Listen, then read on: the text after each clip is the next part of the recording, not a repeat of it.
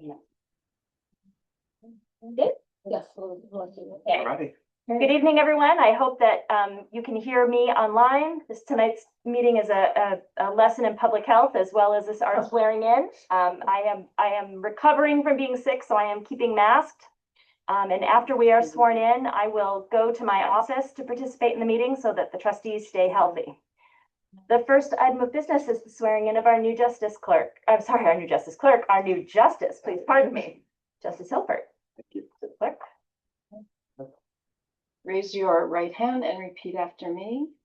I do solemnly swear I, Luke Hilpert, do solemnly swear that I will support the Constitution of the United States that I will support the Constitution of the United States and the Constitution of the State of New York, and the Constitution of the State of New York, and that I will faithfully discharge the duties and I will faithfully discharge the duties of the office of Village Justice of the office of Village Justice according to the best of my ability. according to the best of my ability.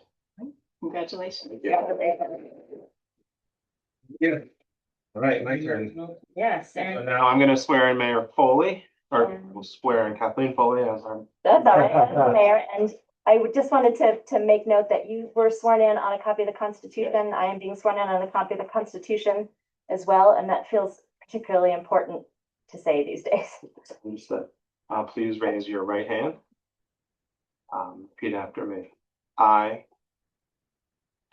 solemnly swear I, Kathleen Foley, do solemnly swear that I will support the Constitution of the United States that I will support the Constitution of the United States and the Constitution of the State of New York, and the Constitution of the State of New York, and that I will faithfully discharge the duties of the office of mayor and that I will faithfully discharge the duties of the office of mayor according to the best of my ability. according to the best of my ability. Congratulations. Thank you.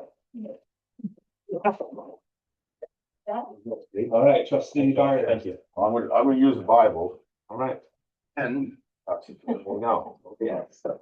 Nice. So you're going to raise your right hand, please, and repeat after me. I do solemnly swear I, John Vardis, do solemnly swear that I will support the Constitution of the United States that I will support the Constitution of the United States and the Constitution of the State of New York, and the Constitution of the State of New York.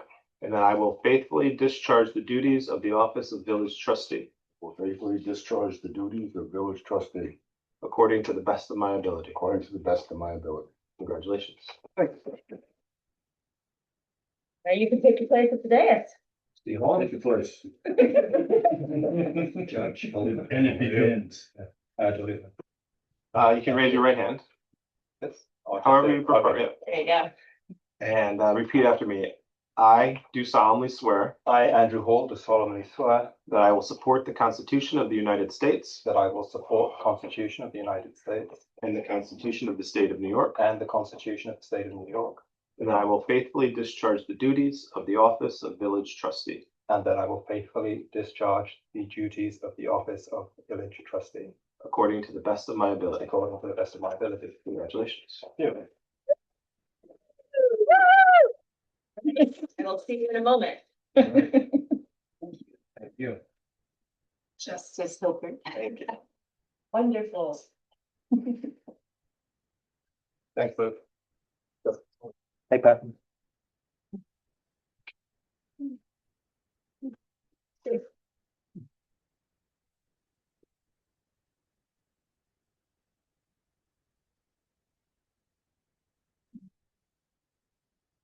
Luke has chambers, we have. How'd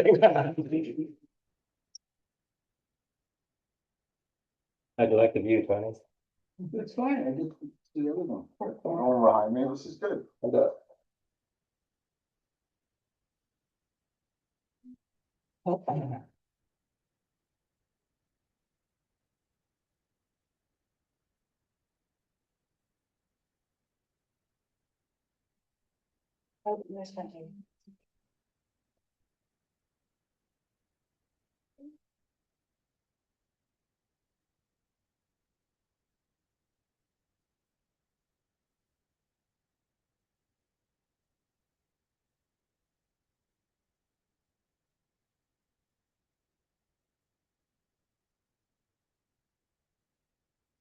We good? Hello. Okay, so I just want to confirm for anyone who's joined after. I am in the building, but I am recovering from a virus, so I'm going to be in my office so that our trustees stay healthy and well, and they will help me with having eyes in the room for whoever is in the room. So we just did the swearing in, and I just wanted to read something very briefly. All of us swore oaths tonight on the Constitution, and I might tear up a little bit. We all take this job very seriously, and we all believe in local government, and we believe in local government working for our neighbors. So I have a bit of a blessing by John O'Donohue that I wanted to read for all of us, not just the new trustees. It's called For a Leader. May you have the grace and wisdom to act kindly, learning to distinguish between what is personal and what is not. May you be hospitable to criticism. May you never put yourself at the center of things. May you not act from arrogance, but out of service. May you work on yourself, building up and refining the ways of your mind. May those who work for you know that you see them and respect them. May you learn to cultivate the art of presence in order to engage with those who meet you. When someone fails or disappoints you, may the graciousness with which you engage be their stairway to renewal and refinement. May you treasure the gifts of the mind through reading and creative thinking so that you continue as a servant of the frontier, where new will draw its enrichment from the old, and you never become a functionary. May you know the wisdom of deep listening, the healing of wholesome words, the encouragement of the appreciative gaze, the decorum of held dignity, the springtime edge of the bleak question. May you have a mind that loves frontiers so that you can evoke the bright fields that lie beyond the view of the regular eye. May you have good friends to mirror your blind spots, and may leadership be for you a true adventure of growth. I am very much looking forward to working with this configuration of the board. So let's get started with our reorg agenda. Every year under village law, general municipal law, we reorganize local government. Sorry, just adjusting the camera a bit. Not better. We appoint people to positions, and we take on our work assignments. So we begin with the oath, which we did just complete for the justice, the mayor, and the 2 new trustees. And then we move to resident appointments, those who work in service in public officers' positions and live in the village. I would make a motion to appoint Marjorie E. Gage as village clerk treasurer for a 2-year term. Second. Can you hear us? Now I can hear you. Okay. I seconded. Okay, great. I hope you weren't trying to signal me with things and I couldn't hear you before. No. Discussion. Any discussion? I would just say that Marjorie has been a revolution at Village Hall, and I am so grateful. She came at just the right moment, and she's doing all the right things. I'm grateful for her. So I made the motion, Tweet seconded. All in favor? Right. Aye. Next, non-resident appointments. The first is Kelly Pology as deputy clerk for a 1-year term. Second. Discussion? All in favor? Aye. Okay, and on the agenda is actually item B is not an appointment, so we will skip that one. That is a staff position. Item C is Matt Krug as water and wastewater superintendent for 1 year. Second. All in favor? Oh, excuse me, discussion? All in favor? Aye. Aye. I believe we have the officer in charge in the room, Matthew Jackson. I recommend that he be appointed officer in charge. I move that he be appointed officer in charge for a 1-year term. Second. Discussion? All in favor? Aye. Yeah, I'm going to make a motion to table both the associate village justice appointment and the justice court clerk. We are working with the village attorney and the United Courts to make this transition. And the village code has been silent on residency for these positions. So we are next week going to have in front of us a proposal for a new chapter that addresses residency so the folks who come after us aren't doing the scramble that we are doing. It helped to have a justice in place for 24 years, but I want to make sure that the next village board that's appointing a court clerk or a justice has a clear path in the local law. So I will make a motion to table that until next week. Wait, did we vote on Anne, or was that one of the positions? Oh, I skipped Anne. I'll come back to Anne. That's under resident appointment. Oh, I'm working from an old copy of the Oh. agenda. yeah. Yeah, that's what I'm on. I've got a motion on the table regarding justice clerk and justice court clerk. Yep, I'll go off the paper. I'm looking at an old version. Oh. Thanks. So do we have a second for the motion to table? Yes, I seconded. Okay, discussion? All in favor? Aye. Aye. And you're correct, Laura, that Anne should be there under resident appointments for vital records clerk. She was on an earlier version of the agenda. I don't know what happened, but we certainly do. I would like to appoint Anne Bouchard to a 1-year appointment as our vital records clerk. Second. All in favor? Aye. Sorry, forgot to ask for discussion. A little bump there. We'll get ourselves back on track. Next, we move into appointments related to the mayor and the board. There are several appointments that we make by statutory requirement under New York state law, and some that are just the way we organize our work as a group. So the first 2 categories are state law requirements. The first is the naming of a deputy mayor. I would make a motion to appoint Tweeps Phillips Woods as the deputy mayor. Second. Discussion? All in Good. favor? Oh, was that discussion? No, okay. And Tweeps, if you did, are you, I assume, recusing yourself from that vote? I think so. Okay. Would someone like to make a motion regarding the budget officer? It is statutorily the mayor, but I don't think that it's a motion I should move. I will make a motion to appoint the mayor as budget officer. Second. Is Any there a discussion? second? There was a second, yes. Okay. I seconded. Okay, discussion? All in favor? Aye. Thank you. And I abstain. Next is the Board of Water Commissioners.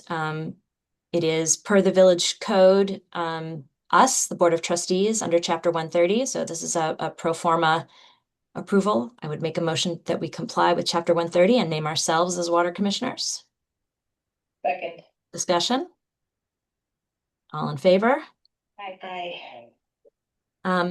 Next is a committee that might sound boring, but it is vital to village functioning, and that's the audit committee. 2 trustees go through all of the invoices before they are recommended to the board for payment, comparing them against budget, seeing where our spending is going, making sure there are no questions, everything's done correctly. And it's a great way for new trustees to learn the budget process and help us identify patterns. And I'm excited to have fresh new eyes for that process. Tweeps and Laura have been doing it for a long time and are happy to hand it off, I think. So I would make a motion to nominate Trustee Bardis, and this says Woods. It should be Hall and Woods as the alternative.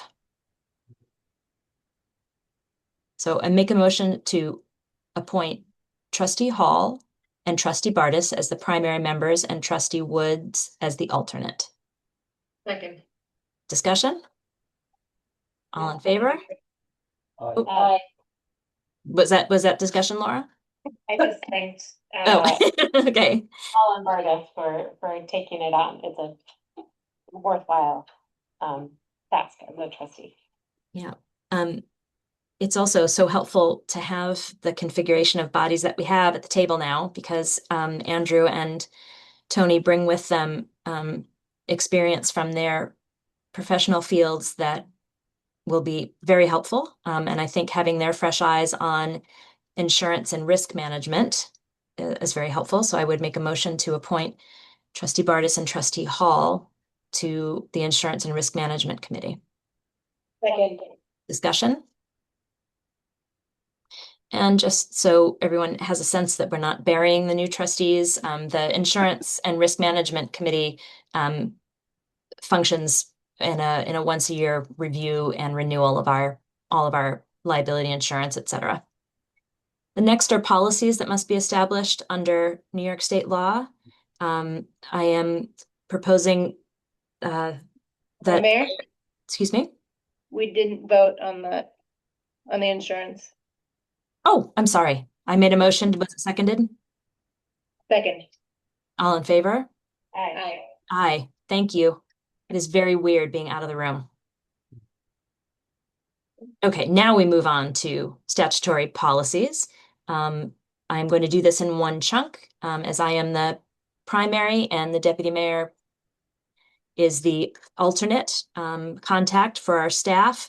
So I will make a motion to name myself as the primary and Tweeps as secondary for the following: equal employment officer, workplace violence, sexual harassment prevention, ADA compliance officer, procurement and investment policies, and that's laid out specifically in our trustee handbook, and our ethics policy. Oh, excuse me, I'm going to hold there. It doesn't make sense to do it that way. So equal employment officer, workplace violence, sexual harassment, and ADA compliance officer, nominating me and Trustee Woods. Second. Discussion? All in favor? Aye. Thank you. That was a little clumsily handled. Okay, the next two items are individuals, and our procurement and investment policies are laid out in the trustee handbook. So we're making a motion to follow them as established in the trustee handbook. Second. All in favor? Aye. Aye. Our ethics policy is laid out of chapter 9 of the Village Code. So we're making a motion to follow chapter 9. Second. Discussion? All in favor? Aye. Okay. Next, one second to grab a note off the printer. Be right back.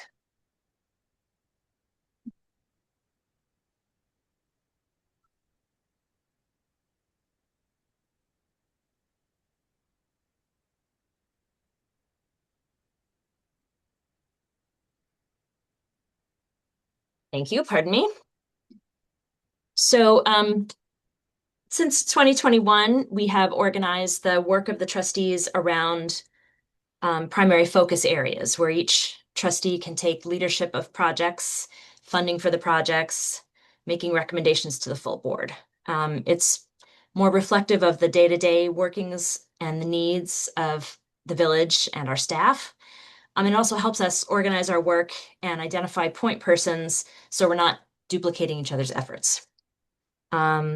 I support all the work areas so that we're all rowing in the same direction, have our meeting schedule in mind, and can prioritize the full board's attention and action. So in these areas, work is ongoing and it increases and decreases around things like grant application deadlines, public hearings, et cetera. Again, we have two new trustees with valuable skill sets, and I've tried to optimize what I perceive to be everyone's area of interest and areas of experience and expertise. Laura's name appears a lot here because she leads up climate preparedness work, and that flows through everything we do as a village board. And just for public information, none of the trustees make determinations on our own, but we make recommendations to the full board for approval. So these assignments are at the discretion of the mayor, so I'm just going to read them into the record. The trustees have reviewed them. Any discussion or requested modifications before I read them into the record? You guys are like the worst party attendees ever. So these are the area of work assignments. Office of the Mayor and the Clerk is Trustee Woods and I. Budget and Financial Management, Trustee Hall and me. Emergency Management, Public Safety and Climate Preparedness, Trustees Bozzi, Woods, and Foley. Water and Wastewater, Trustee Bozzi, bringing on Trustee Bardis and Foley. And I think we have a real opportunity here. Tony comes to us with lots of experience on the Conservation Board for the town. So I'm looking forward to what he can contribute there as we work with our dam, et cetera. Roadways and Facilities, Bardis and Foley. Communications and Technology, Hall, Woods, and Foley. Zoning and Land Use, Bardis, Bozzi, and Foley. Pedestrian Safety, Parking, and Traffic, Hall, Bozzi, and Foley. Visitation Management, Hall, Woods, and Foley. Parks and Recreation Community Events, Bardis, and Foley. So that doesn't mean that the other trustees don't deal with these topics, obviously, but these are the sort of the leads on the work in those areas. Next is appointment to standing boards. These are my recommendation and approval by the board. Thankfully, we have a lot of excellent volunteers who are willing to continue. So much of the regulatory function of the village lies on the shoulders of volunteers. These are neighbors giving their time, expertise, and brain power to ensure that we're protecting the village we love and planning for the village we want to see. So first up is Recreation Commission. I make a motion to appoint James Egan to continue for a second 5-year term. Second. Discussion? All in favor? Aye. Aye. Make a motion to appoint Jeff Amato as the chair for a 1-year term. Second. All in favor? Aye. Aye. The planning board is also 5-year terms, and all of the chairs are 1-year appointments. I make a motion to appoint Hillary Hart to a second 5-year term on the planning board. Second. Discussion? All in favor? Aye. I make a motion to appoint Jesse St. James. I'm sorry, I do it every time I say his name out loud. His name is St. Charles. I don't know why I do that. It's right in front of my face. Jesse St. Charles as planning board chair for a 1-year term. Second. All in favor? Or discussion? All in favor? Thank you. Moving on to Historic District Review Board. We have a slightly different scenario with this board this year. Al Skalinski has been a member of the board for decades.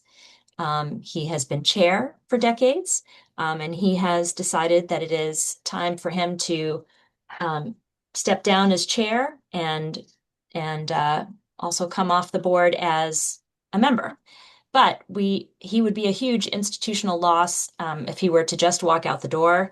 And so he has agreed to stay for a 1-year period as chair, transitioning his duties to Vice Chair Lauren Hall, sort of working with her to acclimate her to the responsibilities, and then staying on as a member for that same 1-year term. However, the code requires the appointment of 5-year terms. So he has made it clear that he wants to do another year, but we statutorily have to appoint him to a 5-year term. So the first is appointment of a member to a 5-year term, and we'll need to make sure that agenda reflects that. That's the motion. Second. Discussion? That sound like a good plan to folks? Yeah. I'm really grateful to Al for being willing to transition. All in favor? Aye. And then appointing Al as a chair for a 1-year term.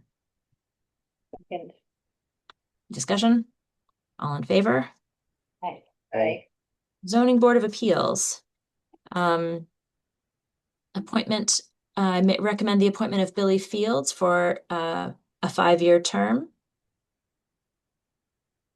Second. Discussion? All in favor? Aye. Billy he finished someone else's term, so he's been with us for I think about a year. and I'm pleased that he's willing to continue for a full term. And make a motion to appoint Eric Worth as chair of the ZBA for a 1-year term. Second. Discussion? All in favor? Aye. Moving to the Tree Advisory Board. This is another board with big changes. This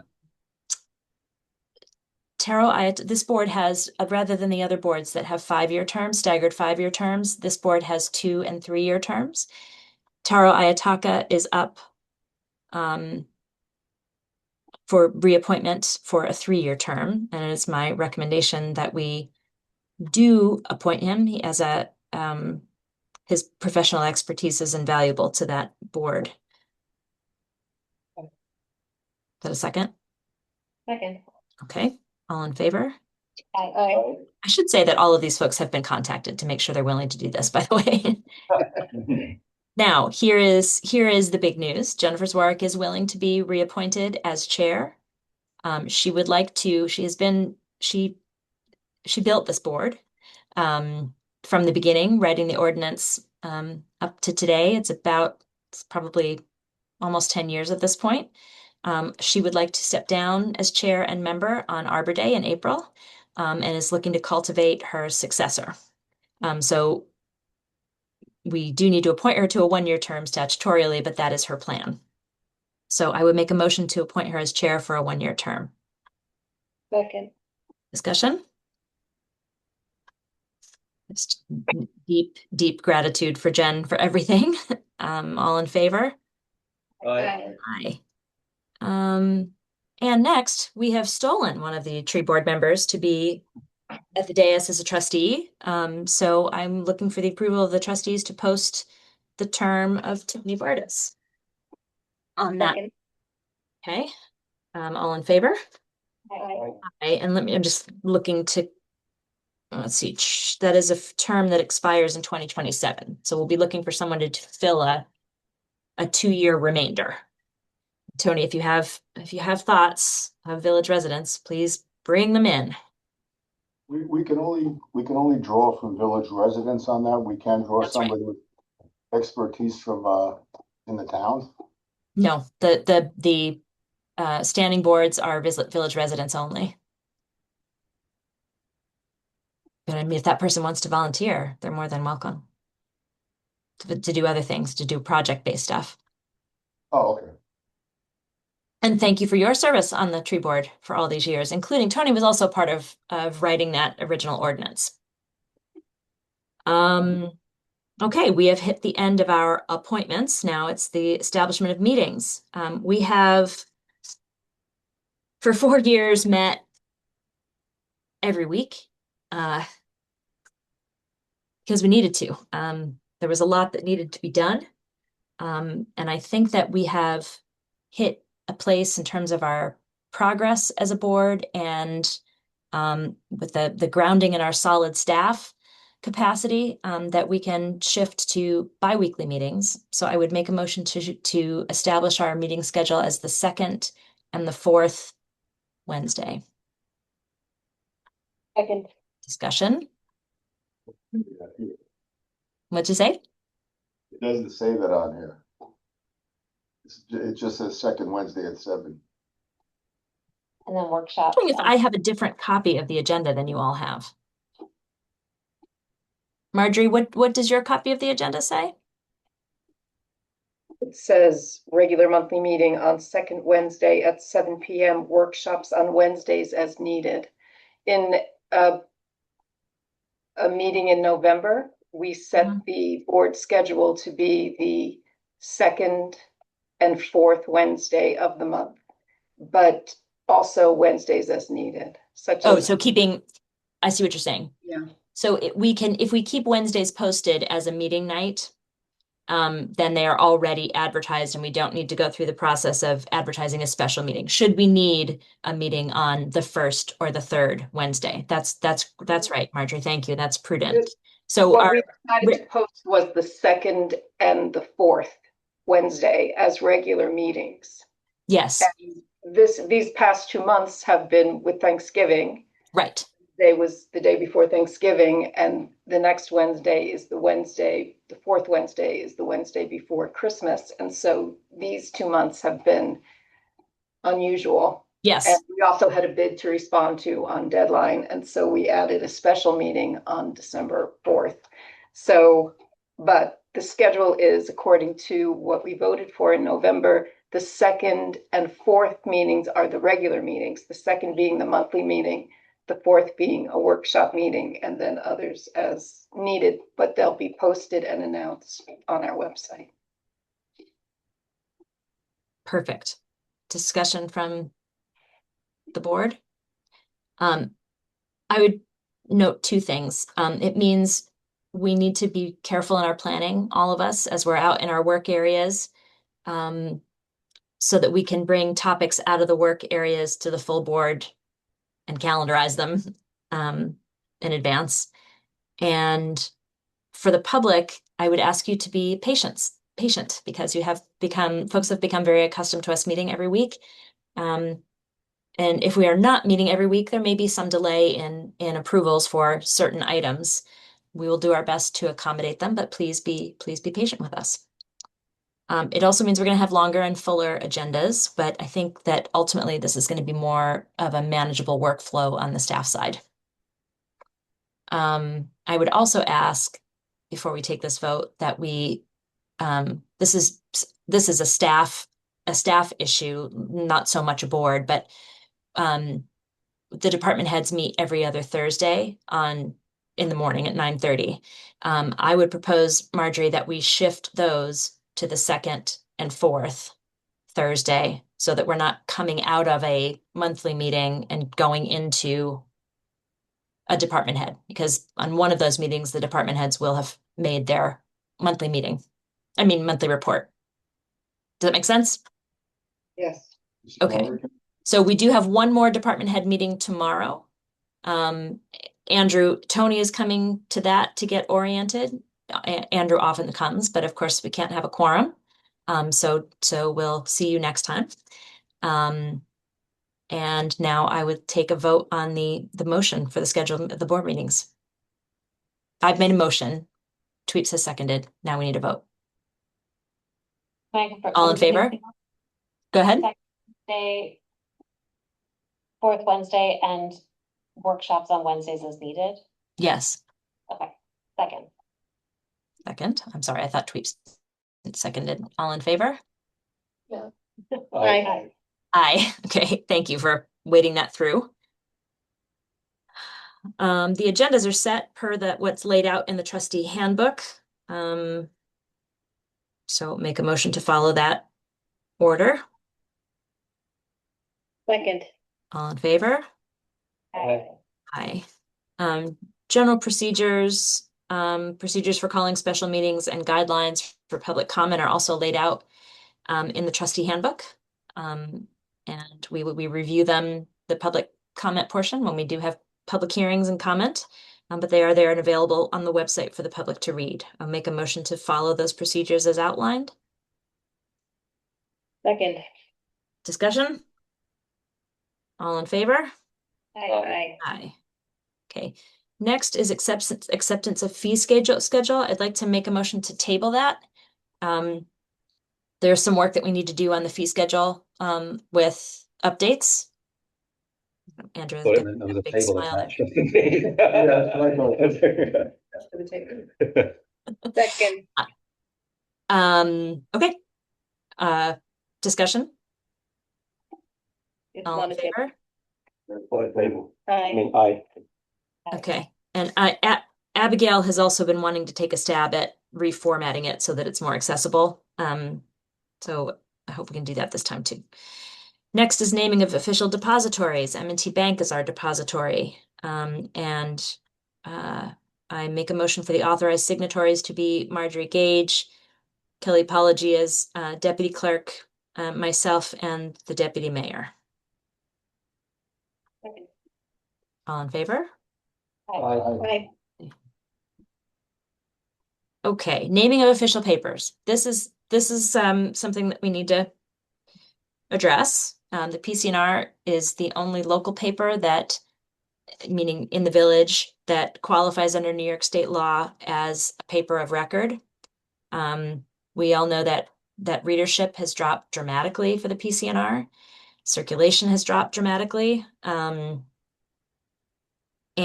there have been several times over the last year where our legal notices were not run, either for the board or for the zoning board had a posting problem, planning board had a posting problem. So I think it's important that we name an alternate. This was also recommended to us by NICOM, that we have two papers of record. So it would be my proposal that we name the PCNR for the local and the Poughkeepsie Journal as a backup. Discussion? And so just to confirm, that means that we only post to the Poughkeepsie Journal if there's an issue with the PCNR. We're not running in both as a regular practice. They have cleaned up so far, and the process has been better. I would say, and I'll let Marjorie comment on this as the person who's dealing with it primarily. I would say we don't know ahead of time if they're going to screw up or not. Marjorie, thoughts? When we initially introduced this motion last year and approved it, the thinking was that in addition to maybe a mishap happening and the public notice didn't appear, which is a particular problem when there's a public hearing involved and more time. With the PCNR, you have to wait yet another week before it only runs once a week. And so the Poughkeepsie Journal, if something should happen, runs more frequently. You have 5 days during the week and Sunday to get a public notice in. And so for public hearings, we have been publishing in both of the papers. So I don't think that's a bad practice to continue for public hearings, especially. And then are we also posting in the current? It just feels like the cost adds up. And I don't know how much people are looking, like, I don't know if this is the main way that people are finding out about. It's not. And so I would be in favor of the most efficient, cost efficient, but covered our The bases. law that we need to publish. Right. We don't have a lot of option. Public notice does not appear, then we have to cancel the public hearing until it's that many days before Totally understand. once it's been published. Can we select the Poughkeepsie Journal only? If that is a possibility, if the board prefers that, yes. It does have circulation in the village. Probably more circulation because of their online access. That's the other thing about the PCNR, is that it's behind a firewall, so a paywall, excuse me. So it's not that accessible to people who aren't getting a paper copy delivered. How do other board members feel about that? I'm okay with it. And then having the current be our local, where we print local announcements. We have a subscription to PCNR, but I've never read and come to a public meeting as a result of something that's been posted in it. And also, Margie, what is the cost for each publication, roughly? Depends on the length of its, line items. It depends on the length of the post. So if there's a public hearing, how much? Comparable. The public hearing can run to about $100, but it comes with an affidavit, which is required for things like bond notices. You need to post them, and you have to prove that you have placed it in the public record. So we have to post it on our website, and we have to post it in the paper of record, which historically has been the PCNR. But historically, the PCNR was published locally, and everybody knew that that's where all the notices would run. The circulation of the PCNR has gone down. I would say that item C, the Highlands Current, more people locally at this point read the Highlands Current, and also the information is available online. However, one of the rules, according to the handbooks that I have looked into, is that the paper has to have paid circulation, and the Highlands Current does not technically have paid circulation. Right. And so that has eliminated them from the possibility of naming the Highlands Current as the public, the paper of record, as a courtesy to our residents to make sure that they see it, knowing that people do read the Highlands Current locally and look for information there. We have been posting in the Highlands Current really important things like public hearings and bond notices, just so we know for sure that people are seeing them. So it is a tricky circumstance. I think that one, I don't know, maybe we could just debate this further at another time, but the Poughkeepsie Journal, the fact that it is published more frequently is useful. However, Yes. whether more people read it or not, we could, I think, I think that's it's tricky. I think if you don't habitually post in both and you choose one over the other, you have to make an announcement in advance about, which one you're going to be posting in. And it just, just because it's a legal issue, if we we get do. foiled and our ad hasn't appeared, then we don't have a backup unless we also have the Poughkeepsie Journal to kind of rush right in there the next day and call them up and have an ad put in there. I appreciate the financial aspect of it, but I think it's like a duty that we have, that government has. It's like a sunk cost, so I think that, I've literally have never picked up the Poughkeepsie Journal in my life, but I think having both newspapers as record, knowing that a lot of people, most people in the village certainly use the Current as their go-to or online. I think having all these options is just our sort of responsibility. I don't really see it as like a thing we can kind of get out of. For the shorter notices, which just kind of post a meeting or draw people to the website to find a bid notice, for example. I mean, they might run more like $37, $40. They're not all $100, but for the Journal? for both of them, really, it's really, there's also a cost of getting an affidavit, which is necessary, that, to proof that it has indeed been published. And so that's an extra cost. And I think it's just part of doing the business of government, unfortunately. Well, I think it's important that we clarify why we're in this position. New York State's definition of a paper of record is antiquated. No one gets their news the way they did when New York State wrote the state statutory requirements for a newspaper. So we are being held to a standard that basically doesn't exist anymore. And I think there's some litigation that's going on to change that. So, yes, hopefully down the road that will change, and then we can post on our website and in the Highlands Current. But right now, there are villages throughout New York State that only have a penny saver, and you're specifically not allowed to post a legal notice in the penny saver. So it makes it difficult. go ahead, Laura. It's not like a hill I want to die on. It just feels like, we did this because we had a bad experience, like PCNR kind of failed us. Multiple.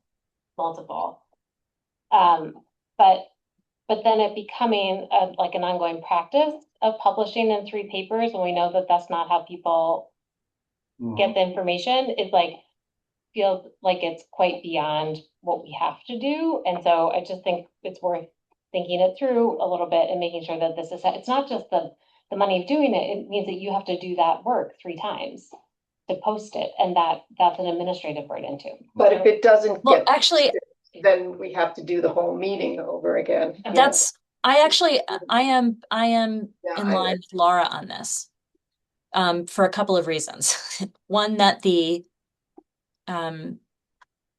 PCNR is not anymore a local paper. It is all East Side Putnam coverage. There's very rarely coverage of anything on this side of the county. It's not the paper people go to read things. So it's not being seen. And double posting there and the Poughkeepsie Journal seems like a waste. The Poughkeepsie Journal, we know, is reliable, meets the legal definition, and publishes daily. And it will tick the box of the paper of record. So we will have met our legal requirement. We will pay to have issued to us affidavits from the Poughkeepsie Journal, and we've met that requirement.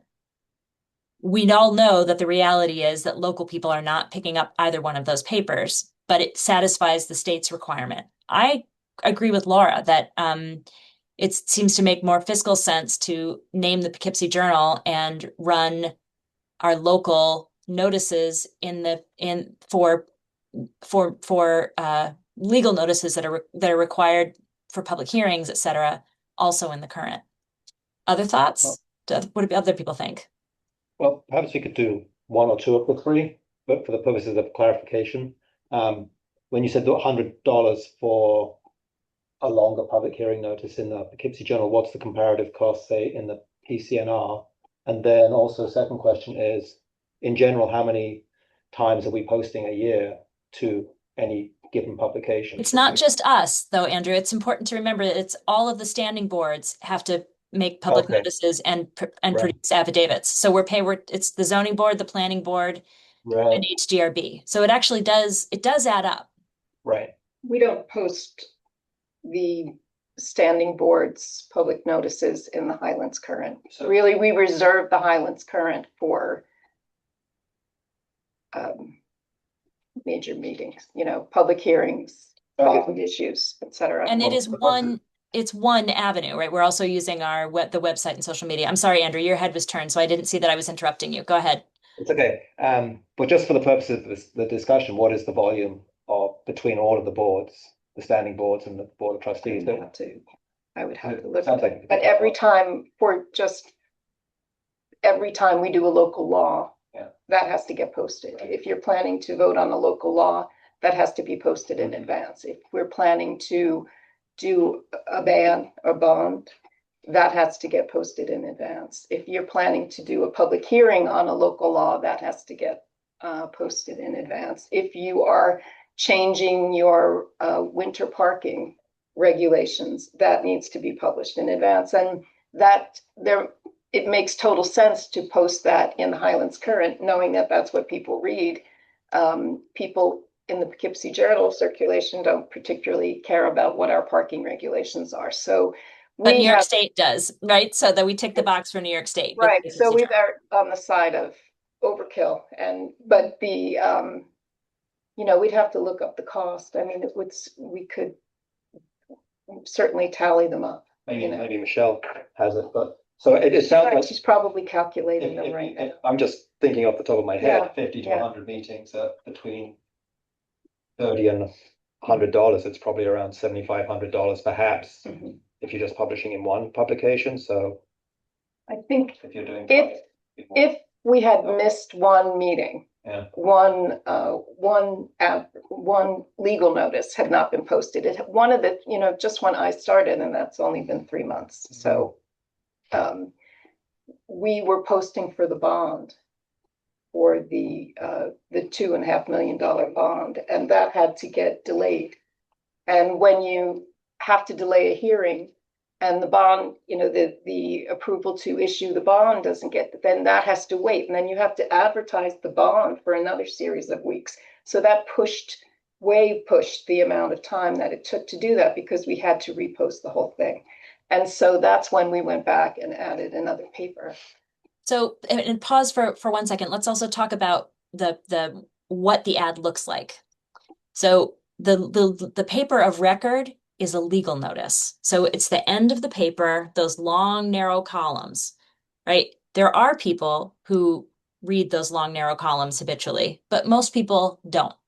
So the ads, when we need to get the public out for something and we want people to know new information or to participate, we're really only responding for the most part to the Highlands Current's ads anyway.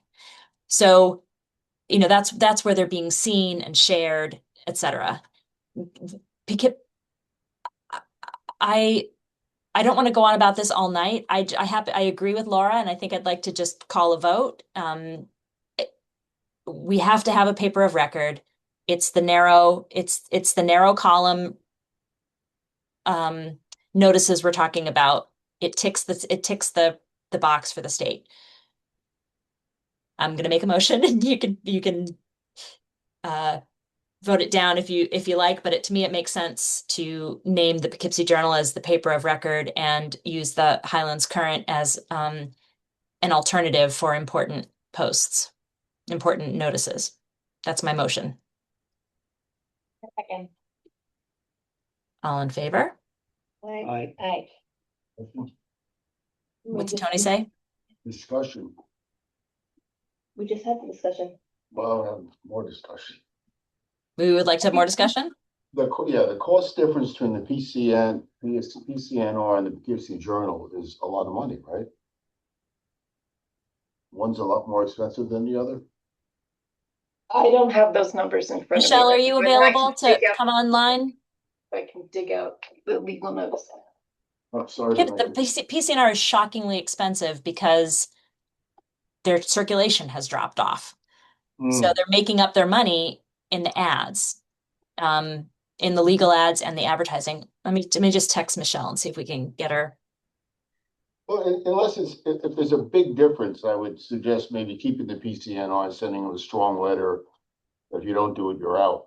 But Well, we've done that. I mean, we had when okay, we had in October, when there were and September, when there were multiple screw ups, I assure you, we had many conversations with both the editor and the owners of the paper, and we discussed it in public session. So this isn't a shock to them. okay, I wasn't aware of that. Let me see if I can that's okay. Do we want to bring Michelle in? I'm texting her now.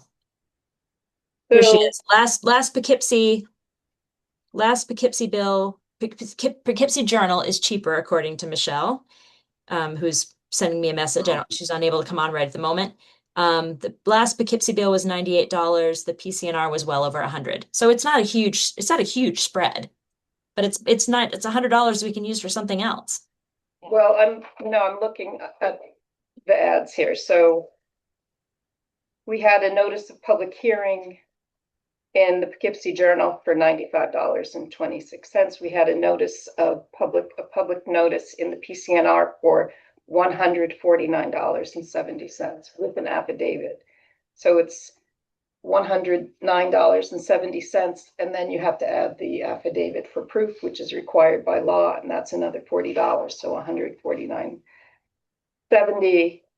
We have winter parking and sidewalks for $149.70 in the PCNR. Summary of bond resolution, which you need to post by law, that was $82.95. So those are before you put out for the bond, and once you get the bond. Michelle needs to be unmuted. Yeah, She's happy to join in. thank you.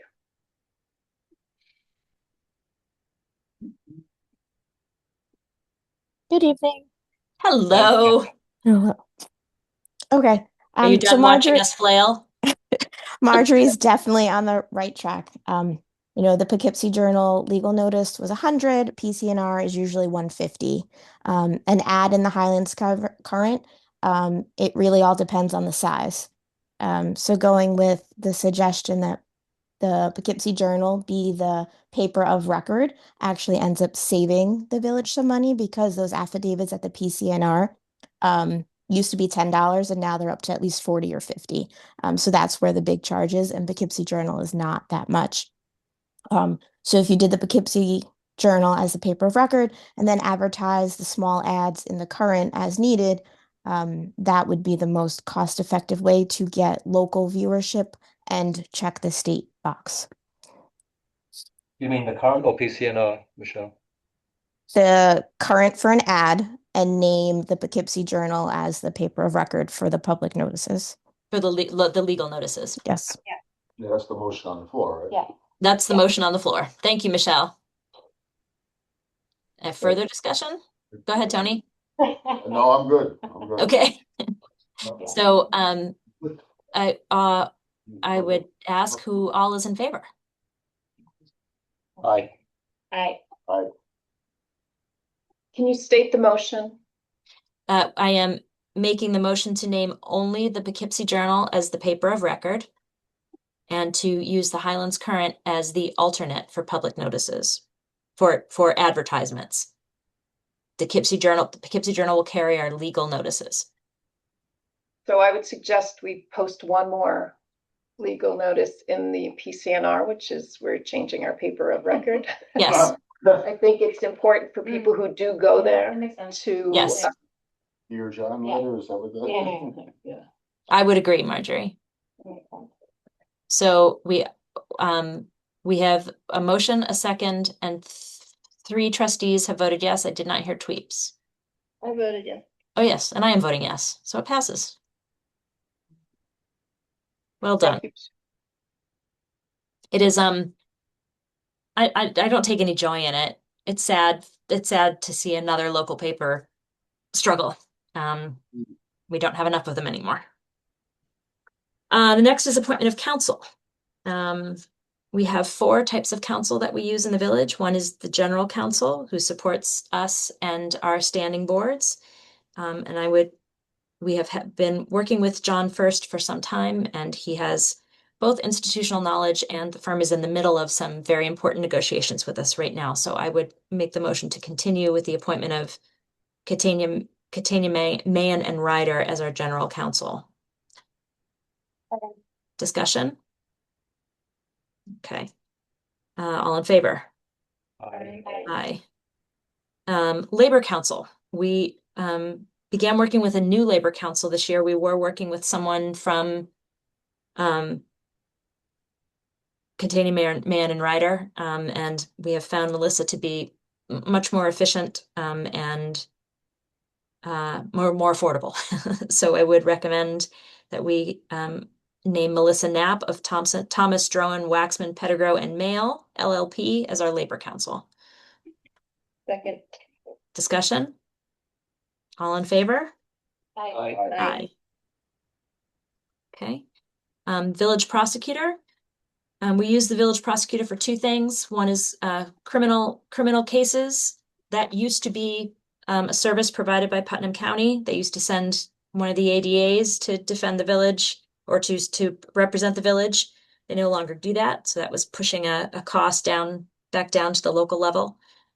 So Andre Skill has been working in that capacity for several years now, I think 2019. And then we, as a result of the police reform discussions, decided to take officers out of the negotiation of vehicle and traffic tickets and have the attorney deal with that as well. And that is also actually more cost effective because we're not paying multiple officers to come in on court night. So I would like to make a motion to continue with Andre Skill in that position. Second. Discussion? Tony, do you have something? Yeah, I got a question. Are these contracts for a yearly contract, or do they charge us by the hour when they do things? They charge us by the hour, and that is the way it is with most municipalities because firms give a deeply discounted rate for municipalities, so they don't hire a retainer. And so we are very disciplined in when we pull in the attorney and when we don't. NICOM is available to us as a free legal resource. So that's generally the first call. But obviously for things like disputes, et cetera, we need our attorney working with us.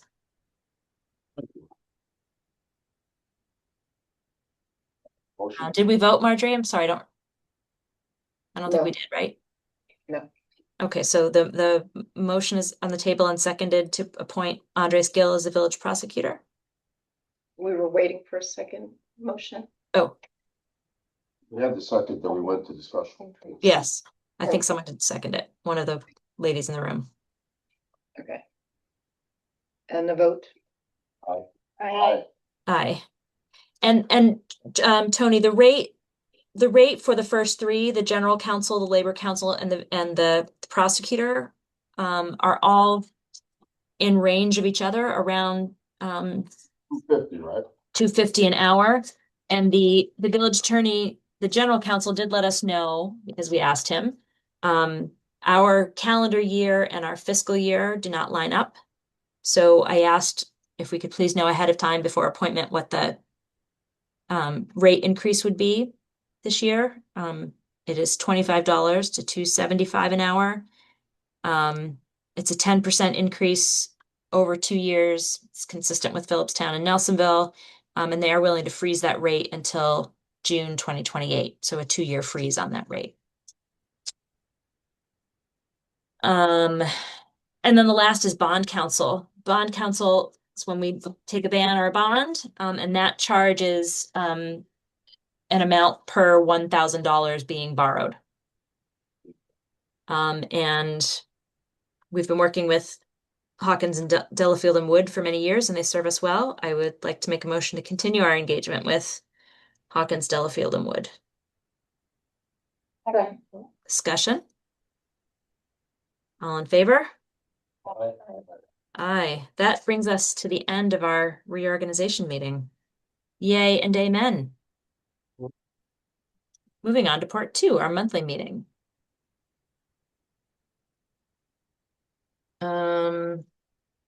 Announcements. The tunnel is nearly finished, the work in the tunnel. There will be the engineering walkthrough on Monday, and hopefully we'll get the all clear for permanent opening.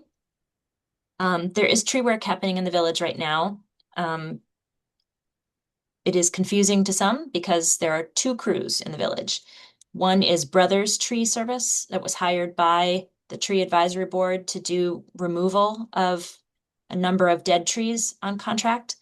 The second is a Central Hudson crew. Wright, I believe it's Wright Brothers. They're the ones going street by street and trimming back trees from the wires. I want to make clear that we don't have control over what they cut or how they cut it. And we know that the trees often look terrible when they go. We have asked to be informed when they're coming, so that one of our consulting arborists on the tree board can be present. And it happened exactly twice, and they've never let us know again. So we do try, we do ask, and we don't sanction the way they look, but they have a right to do it. Central Hudson has a right to do it, and so does the DOT. Cold Spring Aglow is this Friday. Come on out Friday night, shop local, enjoy the festivities. And we haven't even put Christmas trees up yet, most of us, and people are already inquiring about when they'll be picked up. They're going to be picked up weekly in January, and we'll announce the day. I don't know yet if it will be with our regular garbage day or on a different day, but it will be done weekly starting in January. Eager beavers out there. Okay. Opportunity to request to vote to add or modify the agenda. Any requests? I have one request. I'd like to ask that we move up the discussion of the auger equipment under wastewater so that Matt can give us his report and bounce and doesn't have to sit here to wait to the end. Is that cool with everybody? Yeah. Okay. So all the reports from the village departments, the standing boards, and our municipal partners are available in full online. I believe Marjorie has a copy there in the room for whoever might be in the room. For your reading pleasure, they are there. We will pull out the highlights and have discussions of matters that need deeper focus, but otherwise we're not going to go through all of them. The first is the moment you've all been waiting for, the 6-month review and recommendations of the village accountant, Michelle Escalillo.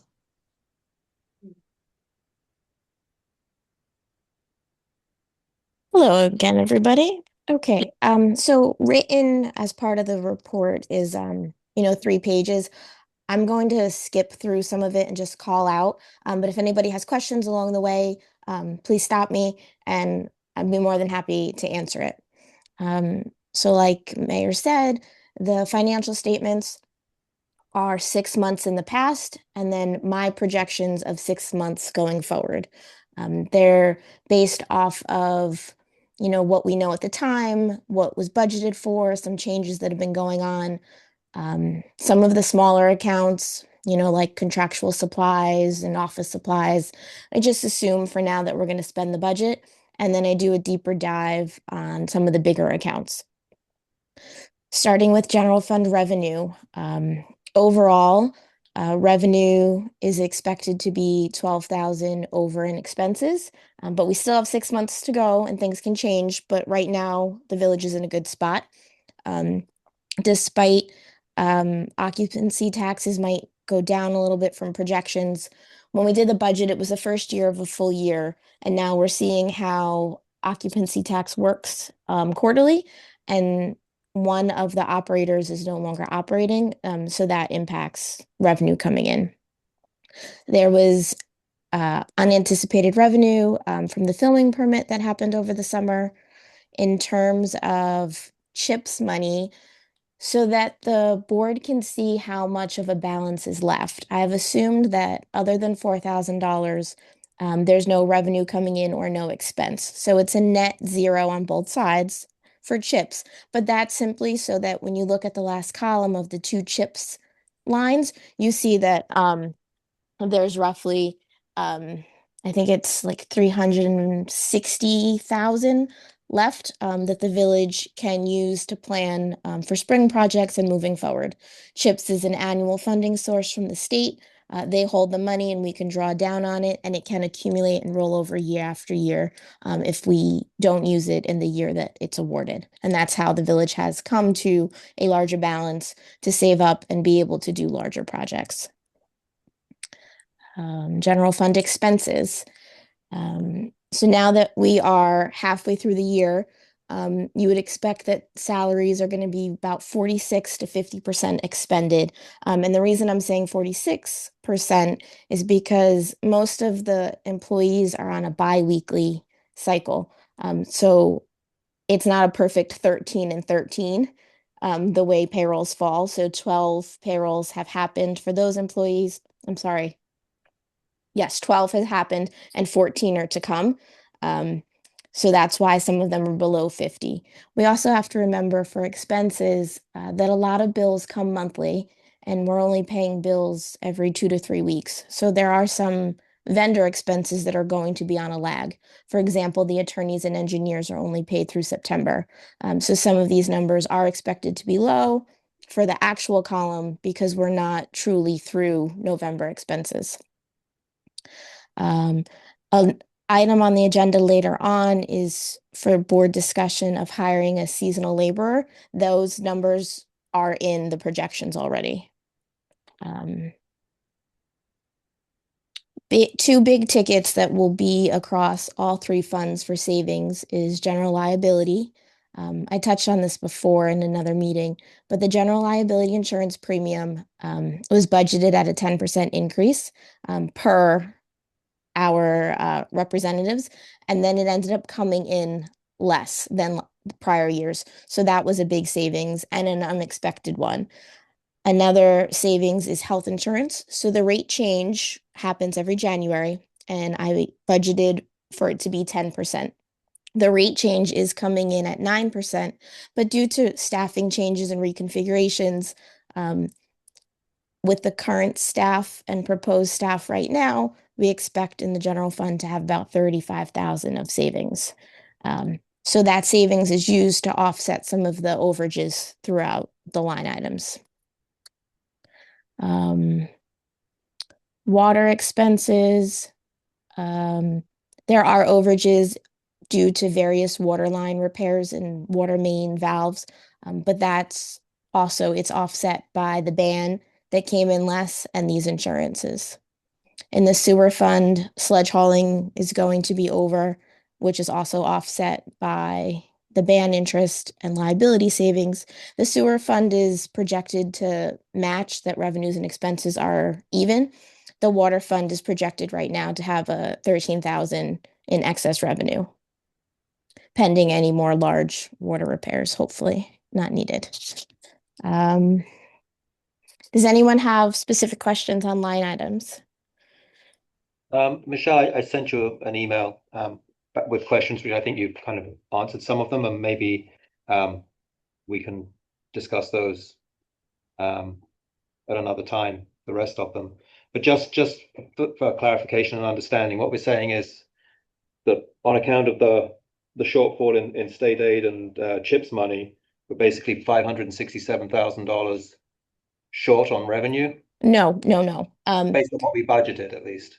Based on the budget, but the expense is also not there It's too. offsetting, right? Yes. Yeah.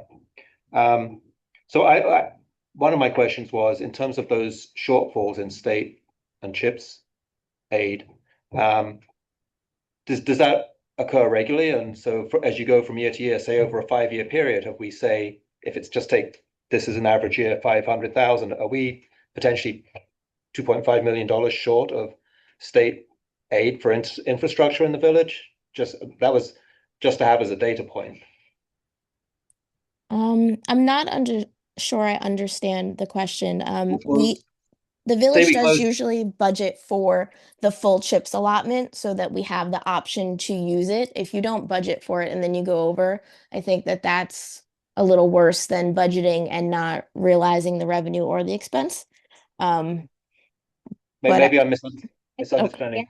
The Yeah. full, we will receive the full CHIPS amount, we just don't use it every year. Is that, Michelle, what's going on? Correct. Sometimes You we just can't, don't do a you- paving project. It's not that we didn't, it's not, it's not that we didn't get it. But it's not recognized as revenue though, right? You're You- muted. It's a drawdown. So we pay out and CHIPS is our reimbursement. So there weren't CHIPS projects for a number of years. We started doing them again last year with the big paving project. And it is my hope that we have another big paving project coming in the spring, or potentially we use it for some of what FEMA will not cover on Fishkill, which is a mess. So it will get used and we will spend out and draw down on it. It is the result of there not having been CHIPS projects undertaken for quite some time that we have so much. That's a good thing and a bad thing. It's a bad thing because it means projects didn't happen, but it's a good thing because now we've got a chunk of money to do something real. And that comes to us, an amount is apportioned to us or dedicated to us by New York State every year. They hold the money, we do the work, and then draw down in reimbursement. Does So that make sense? we have an escrow of funds for CHIP funds that we can draw down on. We just haven't drawn on it. There's a reserve in a state account somewhere that is obligated to us. I don't know how the state manages the money, but it's sitting there waiting for us. You don't lose it if you don't use it. Right. I guess that was my basic point. Yeah. We're not losing out by not having these projects. Yeah. Well, villagers are losing out because work wasn't done. So that's why we got paving rolling again. And that's why we'll next month, at our next board meeting, I'm going to bring forward a 2026 work proposal, and we can talk about how we do want to optimize the CHIPS money we do have. There are a couple of candidate projects that Bugsy has in mind. But we're not losing out financially. Just we haven't had the opportunity to do the work yet. Right. Well, yeah. And then just in terms of the budget management, the 6-month projected expenses, Michelle, I mean, there are some large amounts in there. I'm assuming those are primarily labor and payroll lines, but for the larger ones, is there any scope to reduce them, or those are going to have to be paid out? No, the only one that has flexibility. So I have your email here. Fire protection is contractual. Police is contractual and is rather conservative. It's what the bare minimum of what they need.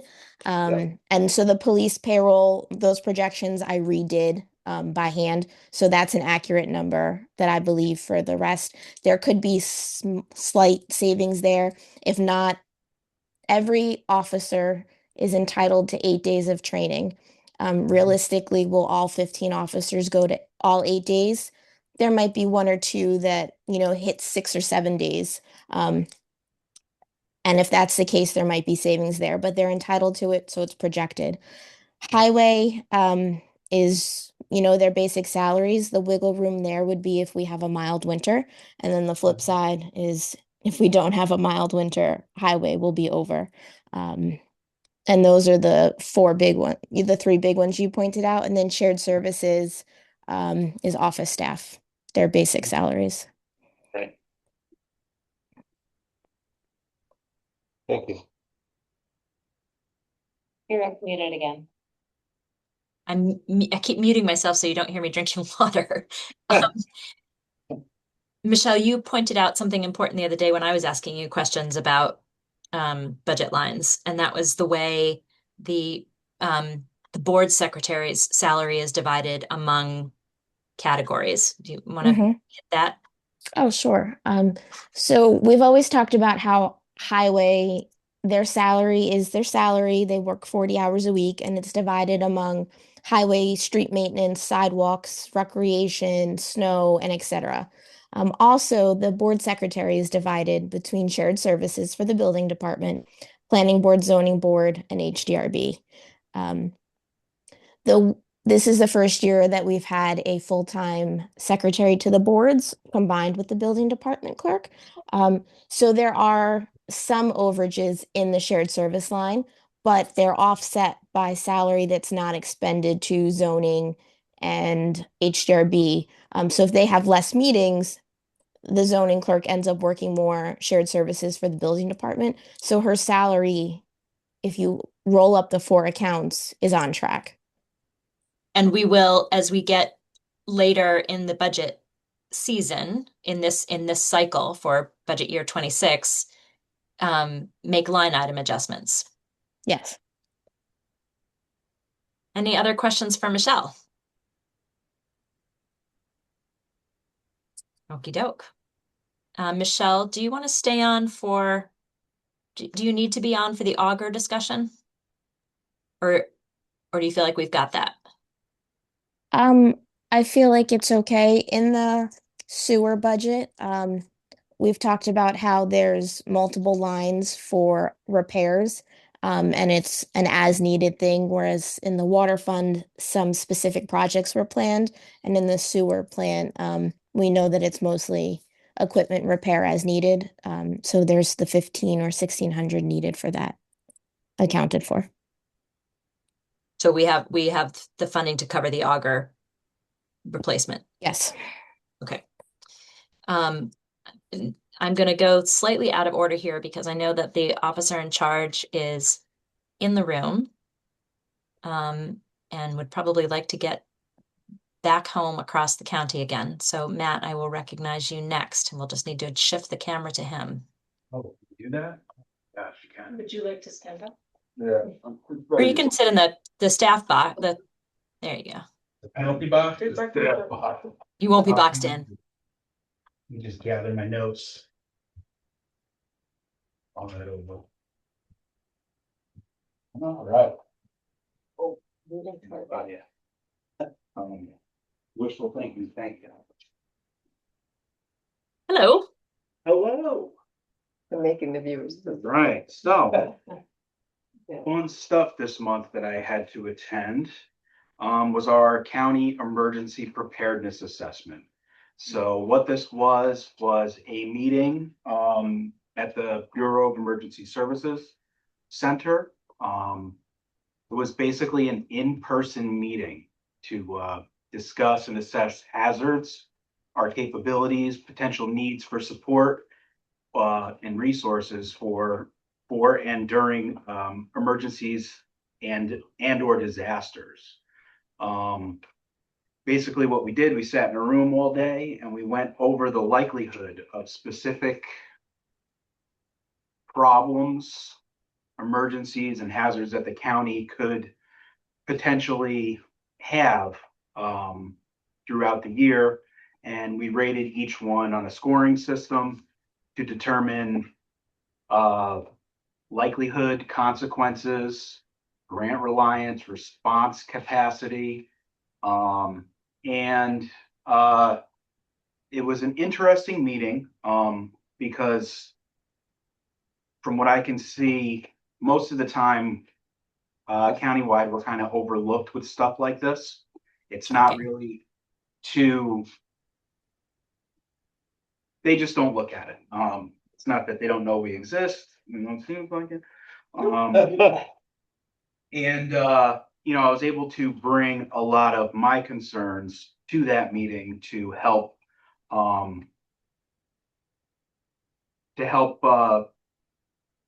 help them see what kind of resources we would need down here in the event of an emergency. Like the likelihood of something tragic happening here, and that could be anything. It could be anything. Doesn't necessarily have to be law enforcement related. Two topics that I brought up were our risks for flooding, landslides, and large gatherings. So we were able to plug those in with a number for this countywide system. It should be available. A draft should be available. We all have to go through the draft and edit it to make sure that everything that we brought forth in this meeting is in that report. And then within the year, next year, they'll come up with a final report with all that stuff, score our county, and based off of that, it will show not only the county, but New York State and the federal government where they need to put their resources the most throughout the county. So if you have any questions about it. Matt, did they address wildfire at all? That's They something did. that seems to be always overlooked on this side. Wildfire was brought up over the last 3 years. It was brought up countywide. Okay. So we were basically, I was there just focusing not only just on countywide stuff, but specifically things that could happen here. Because, a lot of things that could happen here won't happen on the other side of the county. So the likelihood of Yep. something like that happening over there, like a flood happening where I live in Brewster, not likely. Down here, highly likely. So it's something that we have to put up higher on that scale. Even though it doesn't happen over there, still happens down here. It has to be recognized. It's Yeah. not recognized, it doesn't happen, or they see it as not happening. Emergency response for large gatherings, we have a drastic increase in the visiting population for more than half of the year. That's something that needs to be addressed countywide, not only for emergency response, but infrastructure as well. More people cause more travel on the roadways, foot traffic, stuff like that. So that had to be addressed. I keep using Brewster as an example because I only spend my time here and at home. There's not a lot of people in Brewster walking around like that. So, different parts of the county, different, how do I say it? Scenarios, yeah, are more likely to occur here than they would over there. Some things are more likely to occur over there than they would here. So we kind of all had to sit in this room and decide, it's high risk here, it's low risk here. Is it in the middle? Is it at the top? Is it at the bottom? Where do we place that? What was their response For to your bringing up the fact that tourism and. it was added to the report. It's in the report. Yep, that was definitely added to the report. Other gatherings throughout the county were added to the report as well, but I don't think a lot of the people in the state, we had state representatives there from Homeland Security and FEMA. They didn't really realize that we have that big of an increase in people coming here for more than half the year, I would say. So it was good to have that actually in a report. So that way, whoever's looking at this stuff in New York State sees, okay, well, they got thousands of people coming here 8 months out of the year. The likelihood of something happening during those 8 months is greater in Cold Spring than it is somewhere else in the county. Were those numbers of visitors quantified, or it was just? No, it was a general number. We didn't really have any, there wasn't really any solid numbers. It was kind of just like a general discussion. Like, how many people you think come there? Well, here's a number. Okay. Do we agree on that number? Yes. We always went a little bit higher than what it could be just for that potential. So there's room. So, if we say there's 100 people that come here, is it 100? Well, it could be 200. Let's go with 200. So if there's 1,000 people that come here, is it 1,000? Is it 1,500? Is it 2,000? Let's go with the bigger number because it could be that rather than the lower number. And what's the time? So, well, two things. So this was sponsored by the Bureau of Emergency Services and had participation from DISHES, Department of Homeland Security and Emergency Services, and FEMA. Yep. What is the end goal of this session? Is it a document or is it a process? Yeah, it will be a document. It also helps the county get grants for certain things that we would need countywide, Like equipment, et cetera? et cetera, yeah. And This is oh, no, go ahead. But this is different than the hazard management plan. It's a Yes. Yes. Is that, okay. Yep, so this isn't really, so the hazard management plan would be a part of this. That would be a part of the process. Do we have a hazard management plan? Yes or no? If we don't, are we working towards one? Yes or no? Yeah, What is in your hazard management plan? What are the policies in your hazard management plan? If there is one. So all that is included in this report. okay. So if we didn't have anything, for example, if we didn't have a hazard assessment or mitigation plan, our score on that would be very low. Yeah. Because we don't have one. But if we were working on it, it would bump that score up one more. If we have one, it would bump it up more. And if we have one that's in place, we do active training with it throughout the county, then it would go all the way to the top. Okay. And is the county updating the hazard management plan? Mitigation, whatever it is. The hazard mitigation plan, yes. So yeah, based on this meeting, they are. They are. But I will say, Laura, it has been difficult, very difficult to get information from BES for timeline, how we submit our portion, the Cold Spring portion. We are in the current hazard mitigation plan, gets updated every 5 years.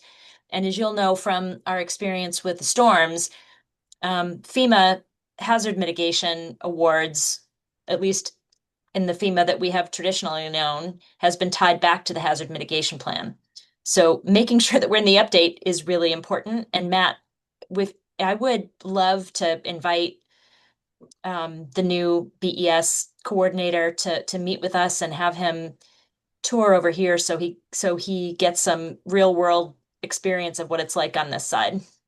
Yeah, absolutely, absolutely. But the staff over at BES, although a lot of the stuff was put together by Homeland Security in New York State based off of previous years. So they took the 2021 report, 2023 and 2024 report, and took information from that and plugged it into the new report. And basically what we were doing in this room was editing in person that report that they had put together on their own. So they just took general ideas and information that they had over the last few years, plugged it on this board, and we all said, that's got to change. Or that's good, that's the same. So a lot of things changed, a lot of things stayed the same throughout the county as far as how prepared we are as a county for certain emergencies or hazards. And they went down through a specific list of certain things. We have two main roadways going through here and also the railroad. So that will affect us also as far as emergencies response. If something happens on a train, we're here.